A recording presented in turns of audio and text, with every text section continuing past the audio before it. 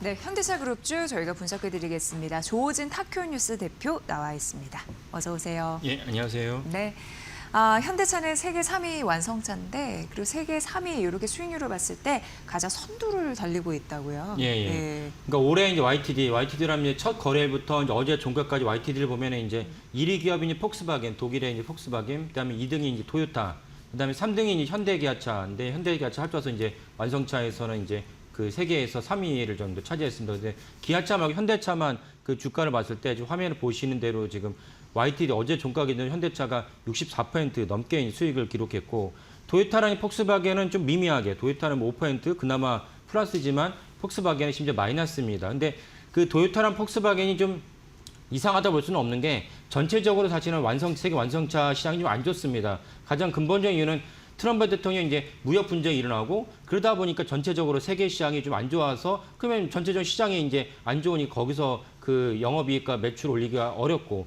그러면은 이제 주가도 당연히 떨어질 수밖에 없습니다. 그래서 현대차도 주가는 높지만은 올해 이제 1분기 실적을 보면은 이제 전년 동기 대비 매출은 올랐지만 영업이익은 많이 훼손됐습니다. 그런 것들이 사실은 토요타랑 이제 폭스바겐과 동일한데도 불구하고 현대차 주가가 이렇게 많이 오른 이유는 무엇이냐? 많은 분들이 아시겠지만 결국은 휴머노이드 로봇 아틀라스를 1월 초에 이제 미국 CES에서 공개를 하면서 많은 분들이 현대차가 로봇도 하고 있었어? 라고 놀라시면서 놀란데도 불구하고 이렇게 단순하게 우리 이런 게 하고 있어요. 이 정도 수준이 아니고 실제적으로 세계 3강에 드는 휴머노이드 예를 들면 이제 그 옵티머스, 머스크의 오토머스가 있고 그다음에 중국의 유니트론 이런 것과 견주어도 전혀 이제 손색이 없고 심지어 스펙이라고 할 수 있는 이 아틀라스를 갖다가 공장에 배치해서 일을 시킨다. 일을 시킨다면 어느 정도 키도 커야 되고 왜냐하면 높은 데 물건 올리면 키도 커야 되지 않습니까? 그리고 물건도 좀 그 많은 물건을 올려야 되는데 그런 관점에서 봤을 때 현대차의 그 아틀라스가 아까 말씀드린 이제 그 테슬라나 또 미국, 중국의 유니트론에 비해서 절대로 밀리지 않을 정도로 아주 좋은 실력을 보여줬다. 물론 이제 현대차가 처음부터 자체적으로 독자 개발한 건 아니고 정유성 회장을 했던 현대차가 이제 보스턴 다이내믹스에 그 지분 투자를 하면서 현대차에 회사가 되는데 어쨌건 지분 투자를 하더라도 사실은 망가진 경우가 허다하거든요. 그럼에도 불구하고 그 아틀라스를 보기 좋게 잘 성공시켰다는 대목에서 현대차의 주가가 60% 가까이 성장을 했다. 그러면 60% 성장했는데 이것이 실제 현대차의 어떤 매출과 영업이익에 앞으로 어떻게 끼칠 것이냐라는 관점에서 중요한 국면이라 할 수 있겠습니다. 네. 그러니까 결국 아틀라스라는 휴머노이드 로봇에 대한 그런 강한 모멘텀 이런 부분이 지켜주지 않았나라는 생각이 드는데 어디에서 어떻게 생산할 건지 굉장히 궁금했었잖아요. 예, 예. 기아 사장 밝혔죠. 예.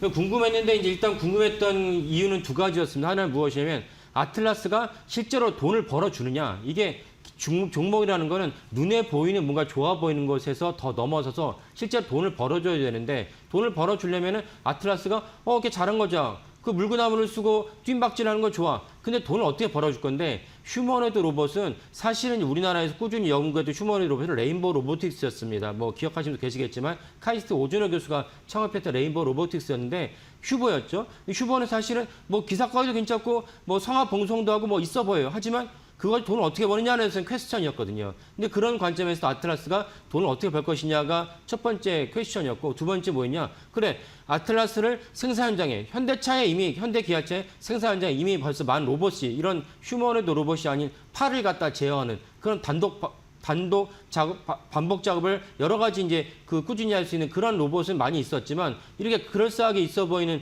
휴머노이드 로봇이 생산 현장에 투입되면 좋겠다라고 생각이 들었는데 두 번째 퀘스천이 그거였죠.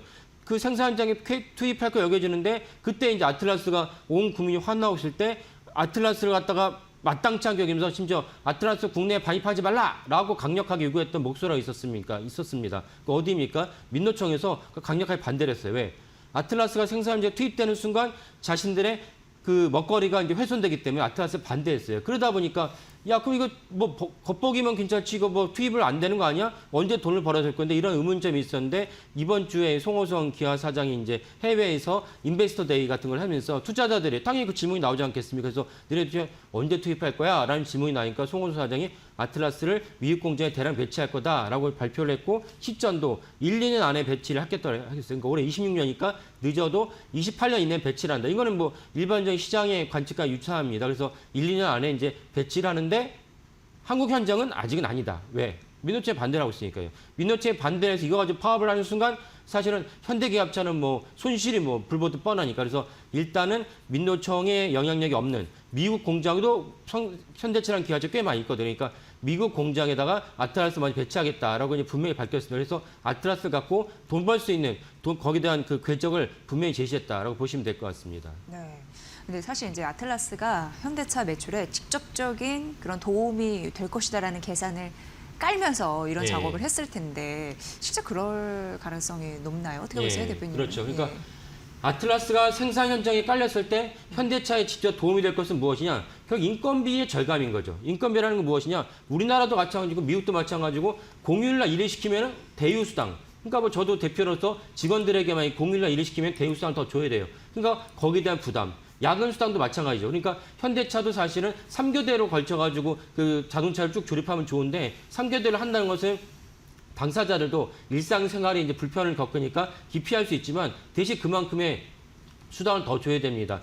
그런 관점에서 아틀라스 로봇이니까 로봇을 왜 혹산시키느냐, 왜 휴식을 줘야 되냐 이런 것들 항의가 있을 수 없는 거죠. 그러니까 로봇에 전기만 제대로 공급해주면 되는 것이고 로봇에 설령 문제가 생기면 부품을 갈아주면 되는 것이고 이런 관점에서 아틀라스를 생산 현장에 투입하면은 현대차 인건비를 갖다가 절감을 시키는 그런 분명한 요소가 된다. 그러니까 인건비를 얼마나 절감시킬 수 있냐 이런 걸 구체적으로 따져봤을 때 현대차가 지금 현재 인건비가 전체 매출의 인건비가 차지하는 비중이 무려 10%입니다. 아주 높죠. 10%가 해당하니까 아틀라스를 투입했을 때 바로 10%에서 전체를 갖다 다 삭감하지는 않겠지만 그래도 많은 부분을 갖다가 절감할 수 있는 그런 어떤 초석을 마련된다. 그리고 모든 것은 노조라는 것은 매년 임금 협상을 하면 그 노조들도 사실은 재무제표를 보고 뉴스를 보기 때문에 올해 자사의 영업이익 얼마나 냈고 올해 매출 얼마나 냈고 다 알지 않습니까? 그러면 이제 올해 영업이익 이만큼 성장했으니까 그걸 바탕으로 노조협상 하게 돼 있습니다. 밑도 끝도 없이 야 우리가 지금 기분이 나쁜데 작년보다 15% 올려줘. 이러면 사실은 뭐 먹히지 않으니까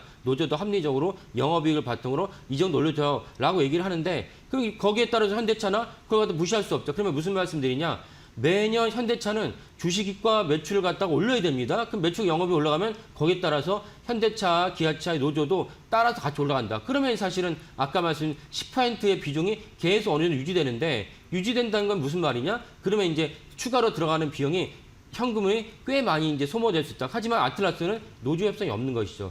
그런 관점에서 초기보다 시간이 진행되면 진행될수록 더 많은 인건비 절감이 더 커진다라고 볼 수가 있겠습니다. 네. 사실 이제 인건비 절감 같은 경우에는 이제 판가 하락 이런 부분으로 좀 이어지잖아요. 그렇다 보니까 한 가지 좀 긍정적인 부분은 그럼 중국보다는 조금 더 가격 경쟁력이 생길 수 있다라는 가능성 읽혀지거든요. 어떻게 보세요? 그렇죠. 예. 근데 중국의 제조업은 좀 특이한 제조업이라고 보셔야 되는데 뭐냐면 중국은 민주주의 국가가 아니죠. 뭐 자기들은 뭐 투표를 통해서 시진핑 주석을 선출했다는데 아니 투표를 통해 선출했는데 투표하는 과정이 우리처럼 생각하는 민주주의 국가 아니기 때문에 일당 독재 국가이죠. 그러다 보니까 중국의 산업은 우리와 같은 그런 시장 경제 산업이 아닙니다. 특히 시진핑 정부 들어서 이전에 후진타오 정권과는 완전히 다른 노골적으로 그 민주주의가 시장 경제가 아닌 일당 독재 체제를 갖다 강화하고 있는데 이 말씀을 왜 드리냐면은 지금 중국의 제조업의 그 엄청난 보조금 때문에 전 세계가 몸살 앓고 있습니다. 그러다 보니까 미국보다 그래도 중국에 우호져 있던 유럽조차 결국 어떻게 돌아섰냐. 전기차에 너네가 너무나 보조금을 주기 때문에 유럽에는 전기차, 예를 들면 폭스바겐도 있고 많은 전기차 회사들이 있어요. 그래서 야 유럽에 들어오는 중국 전기차를 우리가 어느 정도는 좀 막아야겠다라는 컨센서스가 이루어졌고 그래서 배터리에 대한 보조금을 갖다 없애기 시작했습니다. 이런 것들이 그대로 있다 보니까 중국 전기차가 자국 내에서는 판매하지 않고 지금은 북미 시장에 못 들어가지만 언젠간 들어갈 것이고 그다음에 동남아 시장은 꽉 깔려 있고 그다음에 유럽 시장에 경쟁력이 있다 보니까 현대차가 아틀라스를 말미암아서 중국 전기차만큼의 그 경쟁력을 갖게 된다면 현대차 입장에서 큰 어떤 호재가 될 수 있다라고 볼 수가 있겠습니다. 네, 대표님 지금 속보가 나왔네요. 내일 결국 총파업을 하는 모양입니다. 잠시 언급해 주세요. 이거 어떻게 보세요? 삼성전자. 왜냐하면 현대차도 워낙 이제 자동차 업계가 또 강성 노조긴 한데 일단 그것도 여쭤볼 거고 일단 삼성전자 이 이슈는 어떻게 바라보십니까? 그러니까 지금 제목 보면 사측이 거부를 갖다 조정을 거부했다고 나오는데 결국 이제 그 현대차 삼성전자 노조의 가장 핵심이 뭐냐? 당연히 돈입니다. 여기서 뭐 인권 이런 문제가 아니고 돈인데 돈에 대해서 어떤 돈이냐? 하이닉스가 인센티브에 그러니까 영업이 10%를 하이닉스가 가져다 보니까 과장급의 하이닉스 과장급이 그 가져가는 돈이 그러니까 작년만큼 올해 영업이익 그대로 가져간다 보면은 과장급이 가져가는 전체 급여의 그 규모가 6억에서 7억입니다. 그러면 삼성전자는 하이닉스보다 더 월등한 기업이다. 하이닉스가 자기들보다 아래 기업이라 얘기하는데 같은 과장급이 삼성전자에서 만약 삼성전자가 올해 350조를 영업을 벌었다. 400조 영업을 벌었다. 하이닉스보다 2배 영업을 벌었다 할지라도 가정입니다. 벌었다 할지라도 같은 과장급이 받는 삼성전자 과장급이 받는 연봉은 1억 5천입니다. 맥시멈.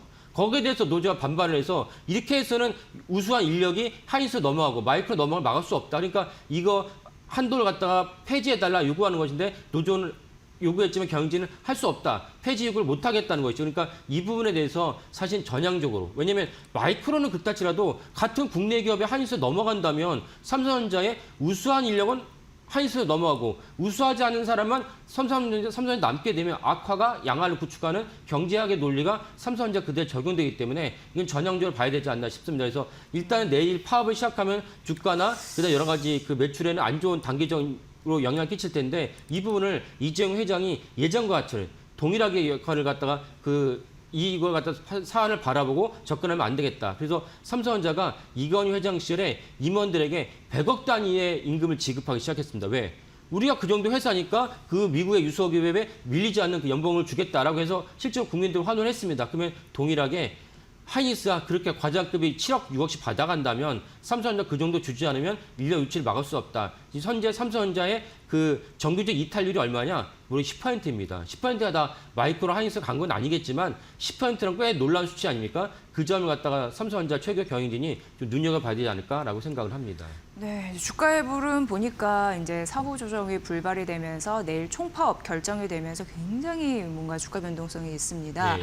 일단 오늘 장중에는 2% 넘게 상승하는 뭔가 잘 되지 않을까라는 기대가 반영됐던 것 같은데 이런 소식이 나온 이후에 지금 추락을 하면서 3.6%, 뭐 장중에 4%까지 좀 밀리고 있는 상황이고 거래량도 막 붙고 있거든요. 예. 뭐 이런 흐름이 좀 나타나고 있습니다. 어쨌든 결과적으로 최종 담판이 안 되면서 내일 총파업 하게 됐다라는 점, 그리고 매물 벽이 좀 나타나고 있다라는 점 말씀드립니다.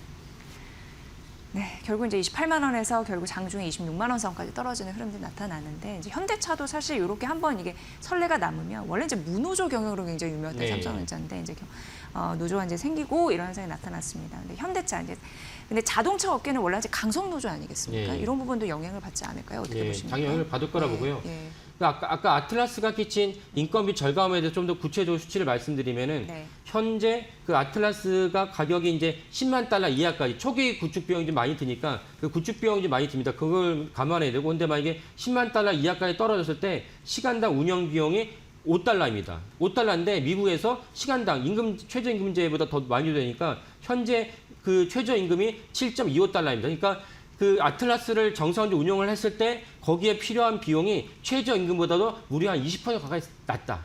이 점에 있어서는 현대차가 아틀라스를 쫙 깔았을 때 생기는 경쟁력은 매우 높다. 그러면 최소한 같은 완성체 업계인 서방 기업이 아까 말씀드린 폭스바겐, 그다음에 도요타, 뭐 일본의 혼다도 마찬가지 이런 기업들보다는 현대차 인건비 면에서는 아주 탁월한 경쟁력을 아틀라스가 갖게 됐다라고 말씀을 드리고 그다음에 더 현대차가 그 앞에 질문이었던 중국의 전기차의 공세에 대해서도 우리가 생각해 봤을 때 현재 아시는 분도 많이 계시지만 중국의 전기차가 싸게 팔린다는 표현이 애매하긴 하지만 10,000달러, 그러니까 한 1,000만 원 단위대에도 사실은 이제 쓸만한 전기차가 많이 나오고 있습니다. 그러니까 상당히 충격적이죠. 그러면 1,000만 원대도 많이 있는데 거기에 한 2,000만 원, 3,000만 원대 정도 전기차라면 꽤 괜찮다. 디자인도 괜찮고 여러 가지 내부 설치도 꽤 괜찮다. 그런 점에서 중국의 전기차가 이대로 가면 전 세계를 장악할 공산이 높은데 여기에 대체를 할 수 있는 대안이 무엇이냐? 아까 말씀드린 대로 아틀라스를 깔아서 인건비를 전체로 낮추면서 중국 전기차 공세를 우리가 막아야 된다. 현대차의 그 최고 경영자의 생각 같습니다.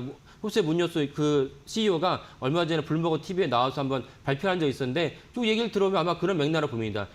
트럼프 정부는 이제 전기차에 대해서 부정적인 시각을 갖고 있지만 우리는 전기차가 트럼프 정부 이 국한되는 4년에 국한된 사업이라 보지 않는다. 우리는 더 길게 끌고 나가면서 투자를 하겠다라고 발표를 했어요. 그러니까 발표를 할 때 당연히 중국 전기차를 염두에 둬야 하기 때문에 중국 전기차의 가장 큰 강점인 판가. 그 낮은 가격을 현대차 어떻게 이제 경쟁을 이기겠는가라는 관점에서 봤을 때 아틀라스가 제일 대표적 무기다라고 볼 수 있겠습니다. 네, 그러니까 어떻게 보면 아틀라스 도입이 현대차 지금의 이 상황에서 굉장히 절실한 그런 전략이다 이렇게 보시는 거죠. 그렇죠. 예. 네.